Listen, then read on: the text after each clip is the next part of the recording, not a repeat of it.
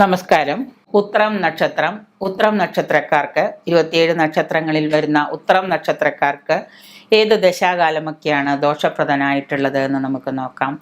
ഓരോ നക്ഷത്രക്കാർക്കും ജാതകവശാൽ ഓരോ ദശാകാലം, ചില ദശാകാലങ്ങൾ വളരെ ദോഷപ്രദനായിരിക്കും.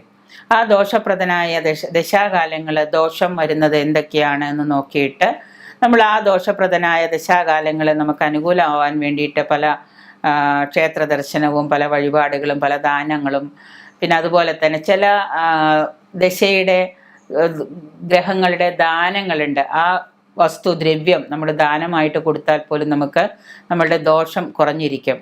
പിന്നെ ദേവതയുടെ മന്ത്രങ്ങൾ ജപിക്കുക, ഇതൊക്കെയാണ് ചെയ്യേണ്ടത്. ഉത്രം നക്ഷത്രക്കാരുടെ ആ ദശാകാലങ്ങൾ, ഏതൊക്കെ ദശാകാലങ്ങളാണ് ദോഷപ്രദനായിട്ടുള്ളതെന്ന് നമുക്ക് നോക്കാം.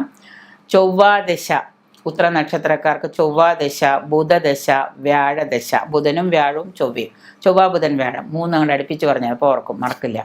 ഉത്ര നക്ഷത്രക്കാർക്ക് ചൊവ്വ ബുധൻ വ്യാഴം. പക്ഷേ ദശാകാലം വരുന്ന അടുത്തടുത്തല്ല എന്ന് മാത്രമേ ഉള്ളൂ. ആഴ്ചയിൽ ചൊവ്വ ബുധൻ വ്യാഴം 3 അടുത്തടുത്താണ്. അപ്പോൾ ചൊവ്വാദശയും ബുധദശയും വ്യാഴദശയും എന്താണ്, ഉത്ര നക്ഷത്രക്കാർക്ക് ദോഷപ്രദനാണ്. അപ്പോൾ അവർ നിർബന്ധമായിട്ട് അന്നേ ആ ദശാകാലങ്ങളിൽ എന്ത് ചെയ്യണം, ഇഷ്ടപ്രദനായ ആ ദശാകാലങ്ങൾ നമുക്ക് ഇഷ്ടപ്രദനാവാൻ വേണ്ടിയിട്ട് നമ്മൾ ദോഷപരിഹാര കർമ്മങ്ങൾ അനുഷ്ഠിക്കണം, ശാന്തി കർമ്മങ്ങൾ അനുഷ്ഠിക്കണം. ഞായറാഴ്ചയും ഉത്രവും ഞായറാഴ്ചയും ചേർന്ന് വരുന്ന ദിവസങ്ങളിൽ നമ്മൾ സൂര്യഭഗവാനെ, ആദിത്യനെ ഭജിക്കുന്നത് വളരെ നല്ലതാണ്.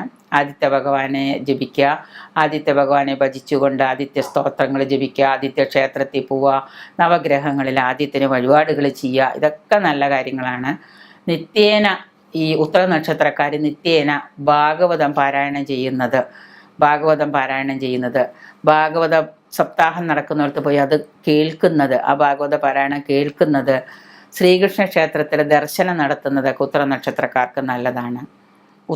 ഉത്രാടം കാർത്തിക നക്ഷത്രങ്ങളിൽ, ഉത്രാടം കാർത്തിക നക്ഷത്രങ്ങളിൽ ക്ഷേത്രത്തിൽ പോയിട്ട് ദർശനം പൂജയൊക്കെ നടത്തി നിത്യവും രാവിലെ ആദിത്യനെ ഭജിച്ച്, നിത്യവും എല്ലാ ദിവസവും രാവിലെ സൂര്യോദയ സമയത്ത് ആദിത്യനെ, സൂര്യഭഗവാനെ ഭജിച്ച് വെയിലേൽക്കുന്നത് വളരെ നല്ലതാണ്.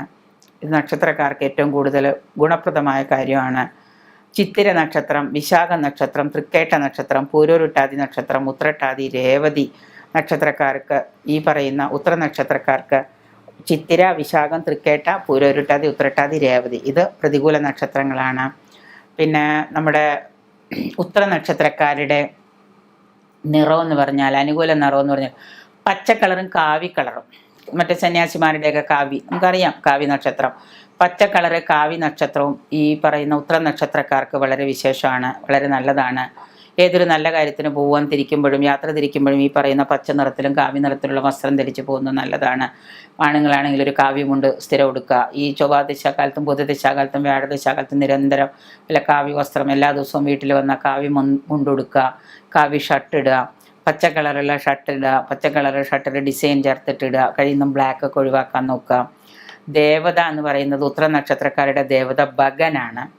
മന്ത്രം പറഞ്ഞാൽ ഓം ഭഗായ നമ, ഓം ഭഗായ നമ, ഓം ഭഗായ നമ എന്ന് നമ്മൾ മന്ത്രം ജപിക്കുക. 108 മേലേക്ക് എത്ര വേണമെങ്കിലും നമുക്ക് മന്ത്രങ്ങൾ ജപിക്കാം. മന്ത്രം എത്ര കൂടുതലായാലും കുഴപ്പമില്ല, കുറയാതിരിക്കുക. അതാണ് ഉത്തര നക്ഷത്രക്കാരുടെ ഇഷ്ടദേവത.